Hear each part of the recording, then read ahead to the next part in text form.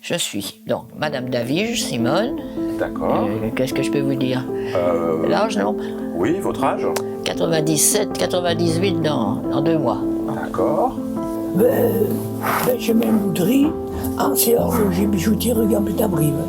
Je m'appelle Monsieur Sabatier Serge. Je suis Madame Lucienne Laurier. Alors, mon prénom est Berthe Colette. Mon nom de jeune fille est Roux, R-O-U-X. Mon nom de dame est Lagarde.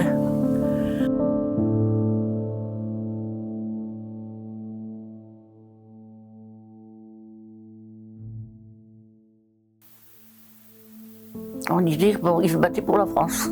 D'accord. Ils ont mitraillé toutes les rues. Je me rappelle, oui, les bombes quand elles tombaient, tout ça. Je dis pourquoi tuer quelqu'un comme ça sans savoir. Ça a été très dur pour eux.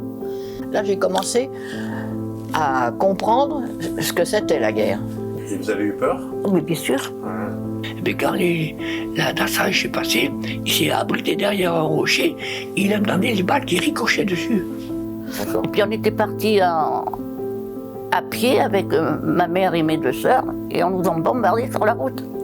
C'est-à-dire que quand on avait vu ce qui se passait, quand j'ai vu qu'ils tuaient pour un oui, pour un non, Ils sont allés là-bas, ils ont sonné, quand ils ont ouvert la porte, ils les ont abattus sur le pas de la porte. Alors dans la rue, tout le monde avait peur. Et moi, ils m'ont vu arriver comme une fleur et m'ont dit tu as eu de la chance. C'est vrai. J'ai connu des prisonniers de guerre. il s'est engagé à la ville de la Coublet, puis dans l'aviation, et puis on ne l'a pas revu évidemment, puisque la guerre elle s'est déclarée tout de suite. Vu qu'il était forcé de partir, il rentre dans le maquis. Ah oui, c'était des résistants, oui. Et là, le soir, à la tombée de la nuit, il y avait un groupe de maquis qui venait. Tous ces jeunes gens qui étaient cachés dans les bois, il fallait les nourrir, il n'y a pas là. Hein. D'accord. Ça, on n'avait pas grand-chose à manger. Hein. Heureusement qu'on avait un jardin. Papa avait fait un jardin, puis tant qu'on a pu faire des plantations, et puis on avait un peu de légumes. Ce qui manquait beaucoup, c'était le lait. Quand vous arriviez, vous faisiez la queue chez un boucher, un boulanger ou tout ça, vous arriviez, il n'y avait plus rien.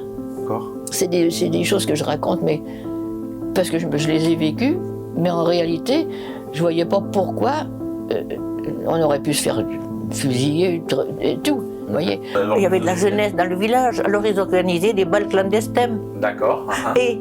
Mais ça, je me souviens.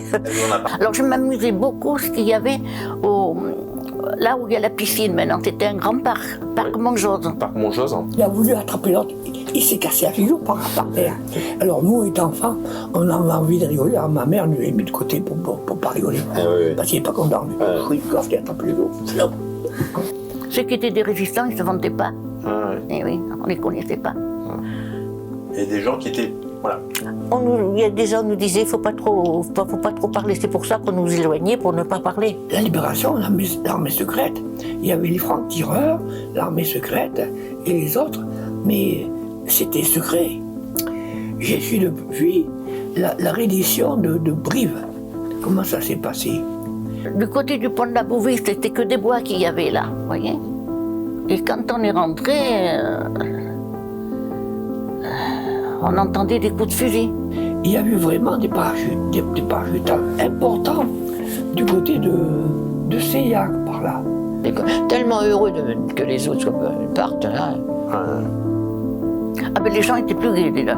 Les gens étaient plus gais. Oui, voilà. Oui. On était heureux Puis les gens étaient tellement heureux de là-bas, ils sautaient au cou, tout ça. Alors moi, j'ai jamais été bien. C'était à la fin. C'était à la fin. Oui. Non, moi, je suis contente d'être arrivé à mon âge, hein, parce que. Aujourd'hui, ils sont plus heureux que dans le temps, vous voyez. Les gens sont plus heureux que dans le temps.